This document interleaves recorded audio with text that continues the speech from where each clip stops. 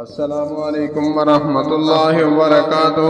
حضرت سیدنا علی ابن ابی طالب کرم اللہ وجہ الکریم رضی اللہ عنہ وارضہ جب بھی آذان سنتے تو کانپنے لگتے اور چہرہ رنگ سرخ ہو جاتا، چہرے کا رنگ سرخ ہو جاتا۔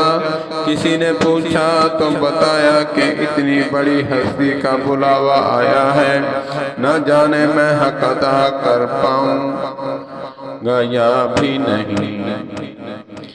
جب بھی آذان سنتے تو کانپنے لگتے اور چہرے کا رنگ سرخ ہو جاتا۔ کسی نے پوچھا تو بتایا کہ اتنی بڑی ہستی کا بلاوا آیا ہے، نہ جانے میں حق ادا